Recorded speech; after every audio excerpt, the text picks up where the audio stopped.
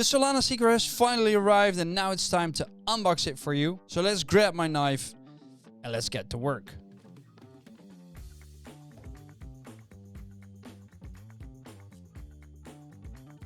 And look at this. This is the Solana Seeker device with the seed vault inside of it. Now, I really like how this feels because this is my Google Pixel 7. Now, this is for comparison. They almost look the same size, but this feels much heavier than this phone. If I tap the back, it feels very solid as well.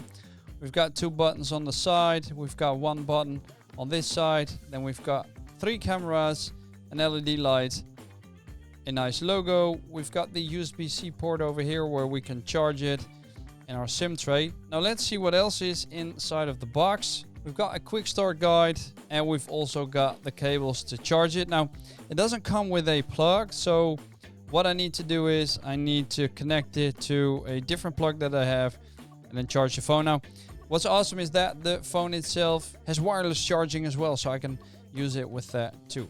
We've got some cards on the back as well, where we can store our seed phrase, which we will be needing when it comes down to installing the seed vault. And a quick start guide basically tells me how to turn on my phone and how I can authorize seed vault transactions with the side button on the phone, right? So let's boot it up, and I'm very curious to see how this all will look. First menu, it says English, United States. We've got vision settings. Let's have a look at that because I'm very curious. Display size and text, magnification, select the speak and talk back. I'm gonna press done. Then I'm back at this menu again. I'm gonna leave it at English because, you know, why not? And I'm gonna click start. It's gonna search for my Wi-Fi networks. So what I'm gonna do right now is I'm gonna pick my Wi-Fi network and just connect it to it. The next menu is if you have a SIM card, insert it now. So what I'm going to do is I'm going to grab my old phone, which I've used as a second phone, which I use as a business phone as well. So I'm going to put that SIM card here on the bottom end of this phone. So I'll be grabbing the tool from the package, then grab the phone and use it right there. With the SIM card in the phone, it's asking me to enter my PIN, and it says your phone will use the mobile network during setup. You may be charged for this data usage. To avoid possible charges, connect to Wi-Fi, because apparently the first time it didn't connect properly. Next up, it says getting your phone ready. This may take a few minutes. Now here you have 2 options. You can either copy your apps and data, so choose to transfer your apps, photos, contacts, Google account and more. Or you can choose don't copy. So this is whatever's up to you, right? In my case, I'm gonna click next, and then it says use another device. You need another Android device or iPhone or iPad. Turn it on and keep it unlocked. So for that, I need my other mobile again, which I'm gonna turn on right now. Now it says find your other device's cable. But instead of grabbing my other device's cable, what I'm gonna do is I'm gonna use the cable that came with this phone, right? Because it's got a USB-C on both ends, which means that I can plug one into the phone and one in my other phone. It says connected to your Seeker. It's going to prepare everything, and you need to make sure that you don't just look at this phone, but you look at your other phone as well, because you will be prompted to approve some things, right? So it says, do you want to copy your data to your new device? I'm going to click copy, and I need to use my fingerprint to unlock it. And then it says copying your accounts. And what's good to know is that this phone will tell you when you have to look at your other phone, and your other phone will tell you when you have to look at this phone. So my other phone right now says go on with the next few steps on your Seeker, and the Seeker device says getting ready to copy. This may take a few minutes. Now it says choose how to copy. You got 2 options. Express, that takes about 26 minutes. Only data that's not available in your Google account will be copied. Or you can customize and choose what to copy from your other device, right? So let's have a look at customize, which is a good thing because apparently it wants to copy more than this phone can handle, right? Because this phone can handle 128 gigabytes, but it's telling me it needs 132 gigabytes to copy. So I'm gonna deselect a lot of things like photos and videos. I don't need them on this device. I don't need all my apps on this device. And then now it says it only takes me about 1 minute. I'm just gonna deselect messages, deselect call history, and the music and other audio. But I'm gonna select device settings. I'm gonna keep those just because it's very handy. I'm gonna click copy, and it's copying my data. Now, it did say it's gonna take me less than 1 minute, so really curious to see if that works. I need to set a pin. I need to re-enter my pin. I can set up my fingerprint, and now I need to use the power button without pressing it. So I'm gonna grab the phone and just do this step. It says fingerprint added. Now you can use your fingerprint to unlock your phone or verifies you, like when you sign into apps or approve a purchase. I'm gonna click next. Now we've got terms of service, dApp Store terms of service, usage and diagnostics. I'm always deselecting that one. I'm gonna scroll down, and now I'm gonna click I agree. Now it's giving me standard things. Use location, allow scanning, use biometrics to verify purchases, install apps and updates, send usage and diagnostics. Now I'm gonna deselect that one for sure. And what I'm gonna do is I'm gonna deselect allow scanning, because I'll do that manually. I'll keep the use location open. I'll keep the use the biometrics to verify purchases active as well. I'm gonna click accept. Now I can decide whether or not I want to back up my data. I'm not gonna do that because I'm just gonna use this purely for crypto. And down here there's an option that says don't back up.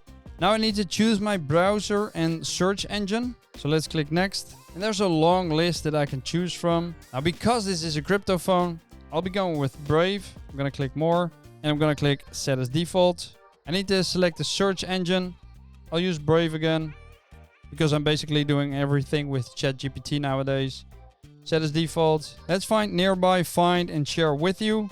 Your contacts can discover your device and share with you when they're nearby. For example, they can send you high quality photos, large files, more using quick share. I'm just gonna click no thanks. It's now checking. Meet Gemini. Gonna click continue. Use Gemini hands-free with Hey Google. Let's turn it on. Now I can use my card on this device. In this case, I'm gonna skip it. Otherwise, you can just add your cards. And it asks me anything else. So add another email account, change how text displays, control info. Then it says copying done, device settings. Let's click done. Getting your phone ready. This may take a few minutes. And this is where the fun part starts, right? The seed vault. What makes this thing unique? Right.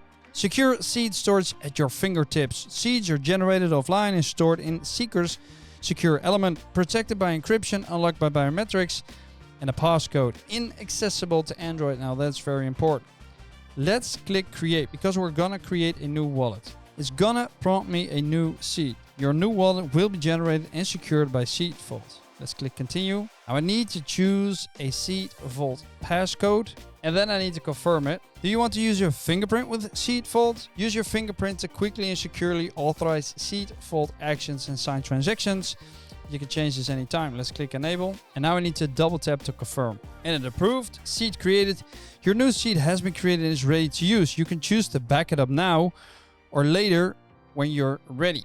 I'm gonna click back up now so I can write it down and then finish this. And when you're done, it's gonna ask you to verify your seed phrase by just entering a couple of words of the words that you've just written down. And then it says backup complete. Your wallet is now secure. Remember to store your phrase securely. Click finish. Look for the Seed Vault wallet app after setup. You'll find it on your home screen. Open it up to claim your Seeker Genesis token and set up your Seeker ID. Let's click OK, got it. Now let's first open up the Solana dApp Store. Here you see set up your Seed Vault ID and get access to more features. And you see this important one. You can update the Seed Vault wallet.